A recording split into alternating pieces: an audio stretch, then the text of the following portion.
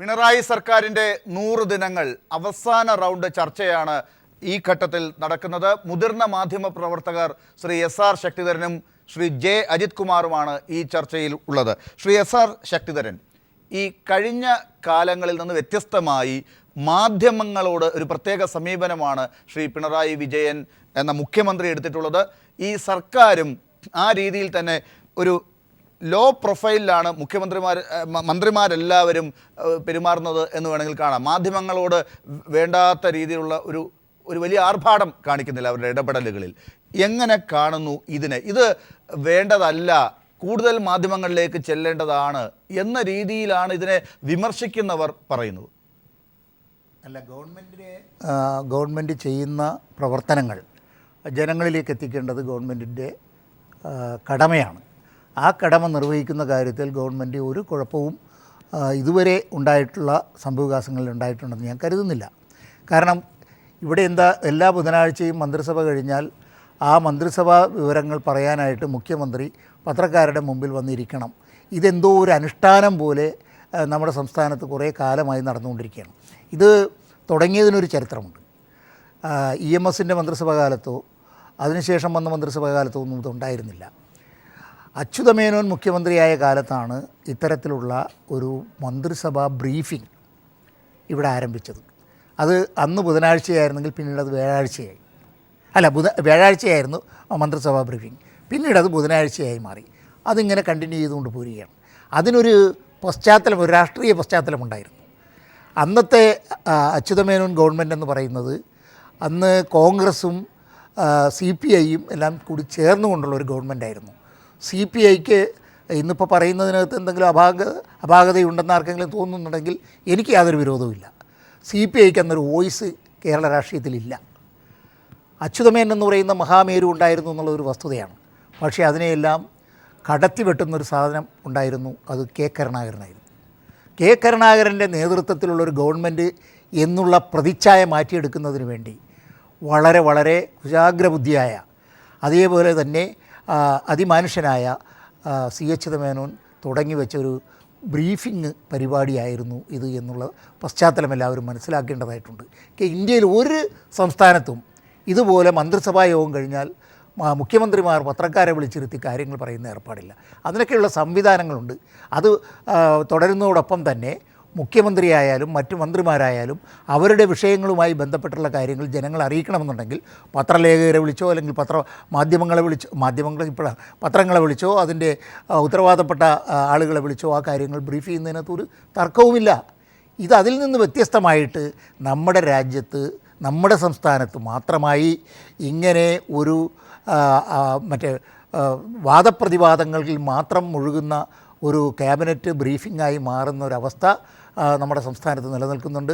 അത് സംസ്ഥാനത്തിൻ്റെ പുരോഗതിക്കും അതുപോലെ തന്നെ വികസനത്തിനും അത്ര ഗുണകരമാണ് എന്ന് വിശ്വസിക്കാത്ത ആളുകൾ നമ്മുടെ രാജ്യത്തുണ്ട്. ഇതുകൊണ്ടൊരു അബദ്ധവും ഈ ഗവൺമെൻറ്റിന് പറ്റിയിട്ടില്ല. ഇതുവരെ എടുത്തിട്ടുള്ള എല്ലാ കാര്യങ്ങളും യഥാവിധി പത്രക്കാരെ അറിയിക്കുന്നതിനും മാധ്യമങ്ങളെ അറിയിക്കുന്നതിനും ഗവൺമെൻറ്റിൻ്റേതായ മെഷീനറി വളരെ ഫ്രൂട്ട്ഫുള്ളായിട്ട് ഉപയോഗിക്കുന്നുണ്ട്. അത് ഉപയോഗിക്കാതെ അതിനെ തുരുമ്പ് പിടിപ്പിച്ച ഒരു സമ്പ്രദായമായിരുന്നു ഇവിടെ. PRD എന്ന് പറയുന്ന വകുപ്പിന് വേണ്ടി എത്ര കോടി രൂപയാണ് ഇവിടെ ചെലവഴിക്കുന്നത്. ശ്രീ J അജിത് കുമാർ, അതാണ് കാര്യം. അതായത് ചെയ്യേണ്ട കാര്യങ്ങൾ ചെയ്യുക, ചെയ്യേണ്ട കാര്യങ്ങൾ എന്തൊക്കെയാണെന്ന് ജനങ്ങളോട് പറയേണ്ട ഘട്ടത്തിൽ അത് പറയുക, അതിന് വേണ്ട മാധ്യമങ്ങൾ ഉപയോഗിക്കുക. അത് കൃത്യമായി 100 ദിനങ്ങളിൽ ഈ സർക്കാർ ചെയ്തു. അതാണ് ഒരുപക്ഷെ സമൂഹ മാധ്യമങ്ങളിലും ഇന്ന് പൊതു സമൂഹത്തിലും ഈ 100 ദിനങ്ങളെ പ്രതീക്ഷയോടുകൂടി പൊതുവേ ആളുകൾ കാണുന്നതിന് കാരണമായി വിലയിരുത്തപ്പെടുന്നത്. അല്ലാതെ എല്ലാ ദിവസവും മാധ്യമങ്ങളിലൂടെ ഓരോ പ്രസ്താവന ഉണ്ടാക്കി ജനങ്ങളെ കൂടുതൽ സന്തോഷിപ്പിക്കാൻ വേണ്ടി ശ്രമിക്കുക എന്നുള്ള ചില ഗിമ്മിക്കുകളിലേക്ക് ഇറങ്ങാൻ ഈ സർക്കാർ തയ്യാറാകുന്നില്ല. അത് പ്രത്യേകം പരാമർശിക്കപ്പെടേണ്ടതല്ലേ ഈ 100 ദിനത്തിൽ?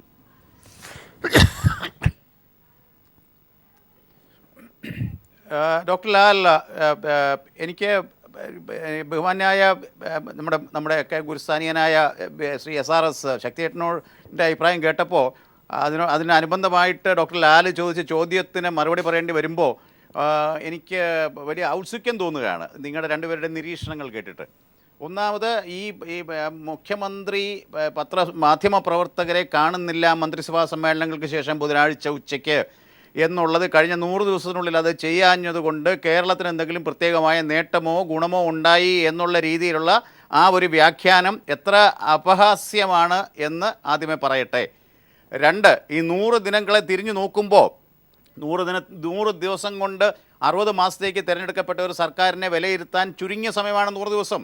ഇപ്പോഴേ നമ്മൾ മാർക്കിടാൻ തുടങ്ങേണ്ട കാര്യമില്ല ഒന്നാമത്. പിന്നെ ഈ പറഞ്ഞ ആരംഭം ഇത് പറഞ്ഞ പോലെ ഒരു ഞാൻ ശ്രീ അജിത് കുമാറിനെ ഒന്ന് ഓർമ്മിപ്പിക്കട്ടെ. ഈ ഘട്ടത്തിൽ കഴിഞ്ഞ UDF സർക്കാർ അധികാരമേറിയപ്പോൾ ഈ 2 സീറ്റിന്റെ മാത്രം ഭൂരിപക്ഷം ഉണ്ടായിരുന്നത് കൊണ്ടാകാം അന്ന് ഉമ്മൻചാണ്ടി സർക്കാർ വളരെ പേടിച്ചാണ് തുടങ്ങിയത്. എപ്പോഴാണ് ഇത് താഴെ പോവുക എന്നറിയില്ല. അതുകൊണ്ട് അതിവേഗം ബഹുദൂരം എന്നുള്ള പഴയ സിദ്ധാന്തത്തിൽ നിന്നാണ് തുടങ്ങിയത്. ആദ്യത്തെ 100 ദിനങ്ങളിൽ ചെയ്യേണ്ട കാര്യങ്ങൾ, 6 മാസത്തിൽ ചെയ്യേണ്ട കാര്യങ്ങൾ പിന്നീട്, 1 വർഷം കൊണ്ട് ചെയ്തു തീർക്കേണ്ടത് പിന്നീട്. ഇത് VJT ഹാളിലൊക്കെ 1 വർഷം കഴിഞ്ഞപ്പോൾ ഇതിനെയൊക്കെ വിലയിരുത്തിക്കൊണ്ടൊരു വലിയ ചടങ്ങൊക്കെ ഉണ്ടായിരുന്നു, എല്ലാ മന്ത്രിമാരും പങ്കെടുത്തതൊക്കെ. അതൊക്കെ അങ്ങ് ഓർക്കുന്നുണ്ടാകുമെന്നാണ് ഞാൻ കരുതുന്നത്. അതായത് 100 ദിവസം വളരെ പ്രധാനപ്പെട്ടത് തന്നെയാണ്. ആ സമയം കൊണ്ട് ചെയ്യാൻ പറ്റുന്നതിലധികം പ്രഖ്യാപിച്ച ഒരു സർക്കാരാണ് ഇവിടെ ഉണ്ടായിരുന്നത് കഴിഞ്ഞ കാലങ്ങളിൽ. അതിൽ നിന്ന് വ്യത്യസ്തമായി 100 ദിനങ്ങളെ കാണുന്ന ഒരു പുതിയ സർക്കാർ വരുമ്പോൾ എങ്ങനെ നമ്മൾ അതിനെ സമീപിക്കണം? ഇതാണ് ചോദ്യം. പൊതുസമൂഹം എങ്ങനെയാണ് അതിനെ കാണുന്നത് എന്ന് അവരുടെ പ്രതികരണങ്ങളിൽ നിന്ന് വ്യക്തമല്ലേ ശ്രീ അജിത് കുമാർ? തീർച്ചയായിട്ടും ഞാൻ പറയുന്നത് it's too early to assess the performance of the government. സർക്കാരിൻ്റെ പ്രവർത്തനങ്ങളെ വിലയിരുത്താൻ സമയം അതിക്രമിച്ചിട്ടില്ല, തന്നെ ആകി വരുന്നതേ ഉള്ളൂ. ഇപ്പോൾ സർക്കാരിൻ്റെ പ്രവർത്തനങ്ങളെ അതുമായി ബന്ധപ്പെട്ട് മാർക്കിടാൻ നമുക്ക് തുടങ്ങേണ്ട കാര്യമില്ല എന്നാണ് ഞാൻ ഉദ്ദേശിച്ചത്. അതവിടെ നിൽക്കട്ടെ. ശ്രീ ഡോക്ടർ ലാൽ ചോദിച്ച ചോദ്യങ്ങളുടെ ഉത്തരങ്ങളിലേക്ക് വരാം. അതായത് ഈ പറഞ്ഞ പോലെ മാധ്യമ പ്രവർത്തകരെ ക്യാബിനറ്റ് ബ്രീഫിംഗ് എന്നുള്ള പേരിൽ ആഴ്ചതോറും കാണാത്തതിൻ്റെ പേരിൽ എന്തെങ്കിലും അത് സർക്കാരിൻ്റെ ഒരു നേട്ടമായിട്ട് ഏതെങ്കിലും പൊതുജനം കാണുന്നുണ്ടോ എന്ന് പറയുന്നെങ്കിൽ അത് മൗഢ്യമെന്ന് ഞാൻ പറയും. അങ്ങനെയല്ല ശ്രീ അജിത് കുമാർ, ഞാൻ അത് ഒന്നുകൂടി വ്യക്തമാക്കുകയാണ്.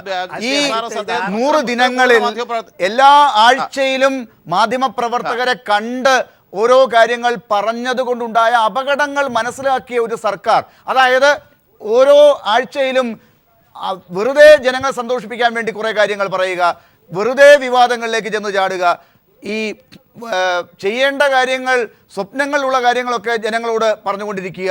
അതിനേക്കാൾ നല്ലത് ചെയ്യുന്ന കാര്യങ്ങൾ കുറഞ്ഞ സമയം കൊണ്ട് ചെയ്യുമ്പോൾ ചെയ്ത കാര്യങ്ങൾ ജനങ്ങളുടെ മുമ്പിലേക്ക് അവതരിപ്പിക്കുക. അതല്ലേ കൂടുതൽ നല്ലത്. അങ്ങനെ വിശ്വസിക്കുന്ന ഒരു ഗവൺമെൻറ്റിനെ എങ്ങനെ കുറ്റപ്പെടുത്താനാകും? തീർച്ചയായും കുറ്റപ്പെടുത്തുന്നില്ല. ഇതിനെ ഏറ്റവും നല്ലത് ഒളിച്ചോട്ടം എന്ന് വിശേഷിപ്പിക്കുന്നതാണ് ഒന്നുകൂടെ അഭികാമ്യം. അതവിടെ നിൽക്കട്ടെ. നമുക്കറിയാം ബഹുമാന്യായ ശ്രീ SRS ഒക്കെ നേതൃത്വം കൊടുത്ത പാർട്ടിയുടെ സർക്കാർ മുൻപ് ശ്രീ EK നായനാർ ഇവിടെ ചീഫ് മിനിസ്റ്റർ ആയിരുന്നു. അതിനുശേഷം ബഹുമാന്യായ ശ്രീ VS അച്യുതാനന്ദൻ മുഖ്യമന്ത്രിയായിരുന്നു. അവരെല്ലാം ഇതുപോലെ ക്യാബിനറ്റ് ബ്രീഫിംഗ്, ചേലാട്ട് അച്യുതമേനോൻ തുടങ്ങി വെച്ച ക്യാബിനറ്റ് ബ്രീഫിംഗ് എന്നുള്ള ആ ഒരു വ്യക്തമാണ്. സമയപരിമിതി കൊണ്ടാണ് ഞാൻ ഒന്നുകൂടി ഇടപെടുന്നത് ശ്രീ അജിത് കുമാർ. ചരിത്രത്തിൽ ഇങ്ങനെ ഇല്ല എന്ന് ഞാൻ പറയുന്നില്ല. എന്റെ ചോദ്യം ഒന്നുകൂടി വ്യക്തമാക്കുകയാണ്. ശ്രീ SR ശക്തിധരൻ നേരത്തെ ശ്രീ അച്യുതമേനോന്റെ കാര്യം പറഞ്ഞു, ശ്രീ K കരുണാകരന്റെ കാര്യം പറഞ്ഞു, അങ്ങ് ഇപ്പോൾ ശ്രീ EK നായനാരുടെ കാര്യം പറഞ്ഞു. പിന്നീട് വന്ന ഉമ്മൻചാണ്ടി സർക്കാർ, AK ആന്റണി സർക്കാർ, പിന്നെ വന്ന ഉമ്മൻചാണ്ടി സർക്കാർ ഇടക്കാലം, പിന്നീട് VS അച്യുതാനന്ദൻ സർക്കാർ, പിന്നീട് ഉമ്മൻചാണ്ടി സർക്കാർ, ഇവരൊക്കെ മാധ്യമങ്ങളെ എല്ലാ ആഴ്ചയിലും കണ്ടു. പക്ഷെ കഴിഞ്ഞ 5 വർഷം ഉണ്ടായ ഇതുവരെ ചരിത്രത്തിൽ ഇല്ലാത്ത ചില ഇടപെടലുകളും മാധ്യമങ്ങളിലൂടെയൊക്കെ ഉണ്ടായ ചില വാർത്തകളും പ്രചരണങ്ങളും ഒക്കെയാണ് ഒരുപക്ഷെ ഇപ്പോൾ ഒരു നിയന്ത്രണം ആവശ്യമുണ്ട് എന്ന് പുതിയ സർക്കാരിനെ കൊണ്ട് തോന്നിപ്പിച്ചത് എന്നുള്ളത് പഴയ ചരിത്രം ഇവിടെ കൊണ്ടുവരുന്നതിൽ അർത്ഥമില്ല എന്ന് നമ്മളെ അറിയിക്കുന്നതാണ് ശ്രീ അജിത് കുമാർ. അല്ല, ഒരു കാര്യം ഞാൻ പറയാം. ചുരുക്കത്തിൽ നമ്മുടെ സംസ്ഥാനത്ത് മാറ്റം ഉണ്ടാകാനായിട്ട് ആഗ്രഹിക്കാത്ത ആളുകളുടെ ചിന്താഗതിയാണ് പ്രകടമാകുന്നത്. ഞാൻ പറയുന്നത് എല്ലാ കാര്യങ്ങളും ജനങ്ങൾ അറിയണം. ആ കാര്യത്തിൽ ഒരു സംശയവും വേണ്ട. അത് മറച്ചു വെച്ചുകൊണ്ടൊരു ഗവൺമെൻറ്റിന് മുന്നോട്ട് പോകാനും കഴിയില്ല. ആ അർത്ഥത്തിലല്ല ഇത് കാണുന്നത്. കാരണം ഈ മന്ത്രിസഭാ ബ്രീഫിങ്ങിന് വന്നിരുന്നിട്ട് ഒരു തരത്തിലും പത്രങ്ങളിൽ പ്രവൃത്തിയെടുക്കാത്ത ആളുകളടക്കം കയറിയിരുന്നിട്ട് അനാവശ്യമായ ചോദ്യങ്ങൾ ചോദിച്ച് അവരുടെ രാഷ്ട്രീയ താല്പര്യങ്ങൾ മറ്റുള്ളവരുടെ ഇതിലേക്ക് അടിച്ച് ഏൽപ്പിക്കുന്നതിന് വേണ്ടിയിട്ടുള്ള ഒരു വലിയ തീവ്ര ശ്രമം ഇവിടെ നടന്നുകൊണ്ടിരുന്നു എന്നുള്ളത് അജിത്തിനും നിഷേധിക്കാൻ കഴിയുമെന്ന് എനിക്ക് തോന്നുന്നില്ല. അത് എന്തിനാണ് ഒരാവശ്യമില്ല നമ്മുടെ സംസ്ഥാനത്തിന്. നമ്മുടെ ക്യാബിനറ്റ് എടുത്ത കാര്യങ്ങൾ എന്താണെന്നുള്ളത് ജനങ്ങളെ അറിയിക്കാനായിട്ട് വലിയ സംവിധാനം ഗവൺമെൻറ്റിൻ്റെ കയ്യിലുണ്ട്. ഞാനതാ പറഞ്ഞ കോടിക്കണക്കിന് രൂപ ചെലവ് ചെയ്ത് PRD എന്ന് പറയുന്നൊരു വകുപ്പ് ഇവിടെ പ്രവർത്തിക്കുന്നുണ്ട്. അതിന് IAS ഉദ്യോഗസ്ഥന്മാരുണ്ട്, മറ്റു തരത്തിൽ പ്രഗത്ഭന്മാരായ റിപ്പോർട്ടർമാരെക്കാൾ കഴിവുള്ള ആളുകൾ PRDയിലുണ്ട്. അവരെ കൊണ്ട് ഇത് ചെയ്യിക്കാവുന്ന കാര്യമേ ഉള്ളൂ. അത് ചെയ്യിക്കാതെ വെറുതെ വന്നിരുന്ന് പ്രശസ്തിക്ക് വേണ്ടിയിട്ട് അല്ലെങ്കിൽ ജനങ്ങളുടെ മുമ്പിൽ ഓരോ ആഴ്ചയും മേന്മ നടിക്കാൻ വേണ്ടിയിട്ട് മുഖ്യമന്ത്രിയോ അല്ലെങ്കിൽ മന്ത്രിമാരോ വന്നിരുന്ന് പറഞ്ഞിട്ട് കാര്യം എന്താ? ഈ കാര്യങ്ങൾ അറിയാനായിട്ടുള്ള എല്ലാ തരത്തിലുള്ള സോഴ്സും ഉപയോഗിക്കാൻ ഗവൺമെൻറ് സാധ്യതയുള്ളപ്പോൾ ആ സാധ്യത പരമാവധി പ്രയോജനപ്പെടുത്തുക. പത്രങ്ങളെ കാണേണ്ട സമയത്ത്, മാധ്യമങ്ങളെ കാണേണ്ട സമയത്ത് കാണുക, അവരോട് കാര്യങ്ങൾ പറയുക. ഇതല്ലേ വേണ്ടത്? യെസ്, തീർച്ചയായിട്ടും ഞാൻ അതിന് മറുപടി ശ്രീ അജിത് കുമാറിനുണ്ട്. അതിലേക്ക് തിരിച്ചെത്താം. ശ്രീ അജിത് കുമാർ, ഈ മാധ്യമങ്ങളോടുള്ള സർക്കാരിൻ്റെ സമീപനം എല്ലാവരും വിലയിരുത്തിയിട്ടുണ്ട്. അതിനെ കൂടി കണക്കിലെടുത്താണ് സർക്കാരിനെ പൊതുവെ ഇപ്പോൾ അംഗീകരിച്ചിട്ടുള്ളതും ശക്തമായ നടപടികൾ എടുക്കുന്നു എന്ന് പറഞ്ഞുകൊണ്ട് നമുക്ക് ഈ ചർച്ചയ്ക്ക് സമയത്തിൻ്റെ പ്രശ്നം കൂടി ഉള്ളതുകൊണ്ട് ഞാൻ താങ്കളിലേക്ക് ചോദിക്കുകയാണ്. ഇനി ഈ സർക്കാർ 100 ദിനങ്ങളിൽ ഇങ്ങനെ നിൽക്കുമ്പോൾ പൊതുസമൂഹത്തിൻ്റെ ഈ പ്രതീക്ഷ നിലനിന്ന് പോകാൻ ഏത് രീതിയിലാണ് മുന്നോട്ട് പോകേണ്ടത്? താങ്കൾ അങ്ങനെ ഒരു കാഴ്ചപ്പാടിലാണോ?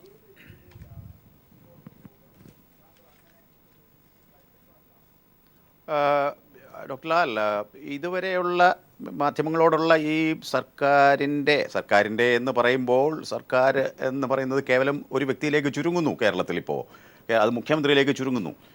അതങ്ങനെ നിൽക്കേ തന്നെ. അതിൻ്റെ ഉപചോദ്യങ്ങളും ഒന്നും വിമർശനങ്ങളൊന്നുമില്ല. അത് കഴിഞ്ഞ സർക്കാരിന്റെ കാലഘട്ടത്തിൽ ഉമ്മൻചാണ്ടിയിലേക്ക് ചുരുങ്ങിയത് പോലെയാണോ ക്യാബിനറ്റ് ബ്രീഫിംഗ്?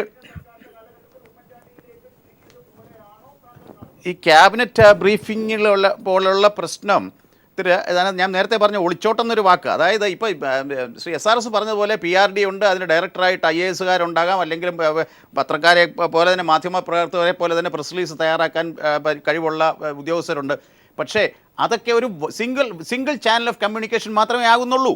അതേസമയം നേരിട്ട് മുഖ്യമന്ത്രിയോ അല്ലെങ്കിൽ PRDയുടെ ചാർജുള്ള മന്ത്രി, ഇപ്പോൾ ഇവിടെ അതും മുഖ്യമന്ത്രി തന്നെയാണ്, അല്ലെങ്കിൽ ഏതെങ്കിലും ഒരു ഇങ്ങനെയുള്ള ഒരു ഈ കർത്തവ്യം ഏൽപ്പിക്കപ്പെട്ട ഒരു മന്ത്രി ഇതിലേക്ക് മാധ്യമപ്രവർത്തകർ മുമ്പിലേക്ക് അദ്ദേഹം വന്ന് പെടുമ്പോൾ ഒരുപാട് ചോദ്യങ്ങളുണ്ടാകും, അസൗകര്യമായ ചോദ്യങ്ങളുണ്ടാകും, ഉത്തരം പറയാൻ വിഷമിക്കുന്ന ചോദ്യങ്ങളുണ്ടാകും. ശ്രീ SRSനും ഡോക്ടർ ലാലിനും നമുക്ക് എല്ലാവർക്കും അറിയാം, മാധ്യമപ്രവർത്തകർ ഇപ്പോൾ സർക്കാർ ഇന്ന് ഈ ബുധനാഴ്ച എടുത്ത തീരുമാനങ്ങൾ, ജനോപരപരമായ തീരുമാനങ്ങൾ വിശദീകരിക്കാൻ വിളിച്ചു കൂട്ടുന്ന പത്രസമ്മേളനത്തിൽ അതിനേക്കാളും മാധ്യമപ്രവർത്തകർ ഈ പറഞ്ഞ പോലെ പാല് കണ്ടോ അല്ലെങ്കിൽ അകിട്ടിൽ ചോര കണ്ടോ കൊതുകായോ എന്നുള്ളതൊന്നും വിഷയമാക്കണ്ട. ഇത് പ്രധാനമായ കാര്യങ്ങൾ ജനങ്ങളിലേക്ക് എത്തിക്കുന്നതിന് പകരം എന്തെങ്കിലും രാഷ്ട്രീയത്തിനെ ബന്ധപ്പെടുത്തി എന്തെങ്കിലും കുശലപരമായ പറഞ്ഞ കാര്യങ്ങൾ ജനങ്ങളിലേക്ക് അറിയാൻ ഈ മാധ്യമങ്ങൾ എല്ലാ ആഴ്ചയിലും കൃത്യമായി മുഖ്യമന്ത്രിയെ കാണണമെന്നൊന്നും ഇല്ല. ശ്രീ SR ശക്തിധരൻ, ഒരു പക്ഷേ ഇവിടെ പ്രതിപക്ഷ പാർട്ടികളുണ്ട്, പ്രതിപക്ഷ നേതാക്കന്മാരുണ്ട്, പ്രതിപക്ഷ MLAമാരുണ്ട്. അവർക്കൊക്കെ ഈ കാര്യങ്ങൾ ജനങ്ങളിലേക്ക് എത്തിക്കാം. ഏത് തരത്തിലാണ് സർക്കാർ മുന്നോട്ട് പോകുന്നത്, എന്തൊക്കെയാണ് ജനങ്ങളിൽ നിന്ന് മറച്ചു പിടിക്കുന്നത്, ഈ കാര്യങ്ങളൊക്കെ അറിയേണ്ടവർക്ക് അറിയാൻ സാധിക്കുകയും ചെയ്യും. മാധ്യമങ്ങൾക്കും അത് കണ്ടെത്താം, ഒന്നും മറച്ചു വെക്കുന്നില്ല. അതിനുള്ള എല്ലാ നിയമപരമായ സംവിധാനങ്ങളും ഉണ്ട്. പക്ഷേ ആ രീതിയിൽ ക്രിയാത്മകമായി ഉത്തരവാദിത്ത ബോധത്തോടുകൂടി പ്രതിപക്ഷം ഈ 100 ദിനങ്ങളിൽ പെരുമാറി എന്ന് താങ്കൾക്ക് അഭിപ്രായമുണ്ടോ? എന്ന അഭിപ്രായം എനിക്കില്ല.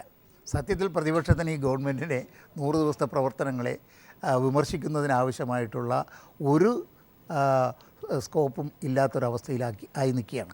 അതുകൊണ്ടാണ് വേണ്ടാത്ത കാര്യങ്ങൾ പറഞ്ഞുകൊണ്ട് വിവാദങ്ങൾ സൃഷ്ടിക്കുന്നതിന് വേണ്ടിയിട്ട് ആളുകൾക്ക് യാതൊരു വിധത്തിലുള്ള പ്രയോജനമില്ലാത്ത കാര്യങ്ങളെ സംബന്ധിച്ച് വിവാദങ്ങൾ ഉണ്ടാക്കിക്കൊണ്ടുവരുന്നത്. ഇവരെന്തുകൊണ്ടാണ് ഈ ക്ഷേമനിധി തുക ഒറ്റയടിക്ക് 1000 രൂപയാക്കി എന്നുള്ള ഗവൺമെൻറ്റിൻ്റെ തീരുമാനത്തെ ഇവരെന്തേ കാണാതെ പോകുന്നു?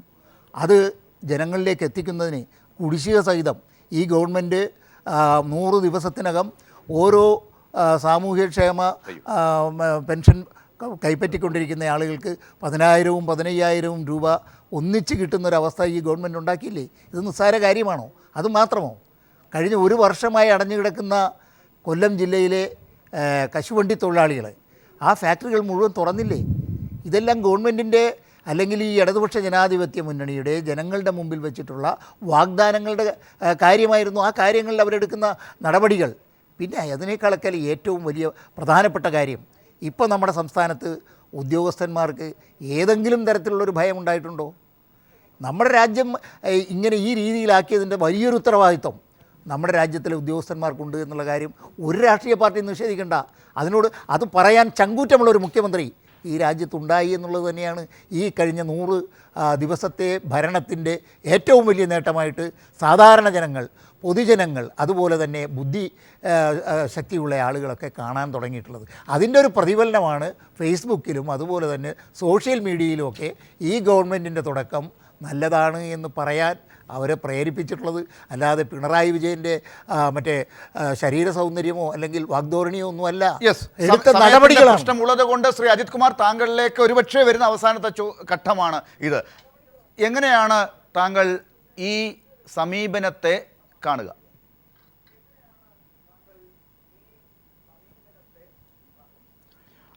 ഡോക്ടർ ലാൽ, എനിക്ക് തീർച്ചയായിട്ടും മെയ് 25-ാം തീയതി സത്യപ്രതിജ്ഞ ചെയ്ത ശ്രീ പിണറായി വിജയൻ്റെ നേതൃത്വത്തിലുള്ള മന്ത്രിസഭയിൽ എനിക്ക് ഒരുപാട് പ്രതീക്ഷയുണ്ടായിരുന്നു. പ്രത്യേകിച്ച് LDFന് ഇത്രയും ഭൂരിപക്ഷമൊക്കെ കിട്ടി അധികാരത്തിലേക്ക് വന്നപ്പോൾ ഞാൻ ഒരുപാട് നമ്മളൊക്കെ സ്നേഹിക്കുകയും ബഹുമാനിക്കുകയും ചെയ്യുന്ന ആണെങ്കിൽ പോലും ശ്രീ VS അച്യുതാനന്ദൻ അല്ല മുഖ്യമന്ത്രി ആകുന്നതെന്ന് അറിഞ്ഞപ്പോൾ സത്യം പറഞ്ഞാൽ ഒരു ആശ്വാസമുണ്ടായി, ഒരു സാമാന്യ മലയാളി എന്നുള്ള രീതിയിൽ. ശ്രീ പിണറായി ആ സ്ഥാനത്തേക്ക് വരുന്നു. ശ്രീ പിണറായിയോട് ശ്രീ VSനോടുള്ളതിനേക്കാളും കൂടുതൽ സ്നേഹവും ബഹുമാനവും ഒന്നും ശ്രീ പിണറായിയോട് ഉണ്ടായിട്ടല്ല. പക്ഷേ VSൻ്റെ കാലത്തെ 5 കൊല്ലം എന്ന് പറഞ്ഞ് കേരളത്തെ 10 കൊല്ലം പുറകോട്ടേക്ക് നയിച്ചു എന്നുള്ള അനുഭവിച്ച ഒരു മലയാളി എന്നുള്ള രീതിയിൽ ശ്രീ പിണറായി വിജയൻ വന്നപ്പോൾ എനിക്ക് മൊത്തത്തിൽ എത്ര കൊല്ലമായി, അത് കഴിഞ്ഞൊരു 5 കൊല്ലം വേറൊരു സർക്കാർ കൂടി ഉണ്ടായിരുന്നല്ലോ, എല്ലാം കൂടെ ചേർത്ത് എത്ര കൊല്ലമായി ശ്രീ അജിത് കുമാർ താങ്കളുടെ ആ കണക്ക് വെച്ച് നോക്കുമ്പോൾ? അത് എത്രയോ മുന്നോട്ട് പോയി.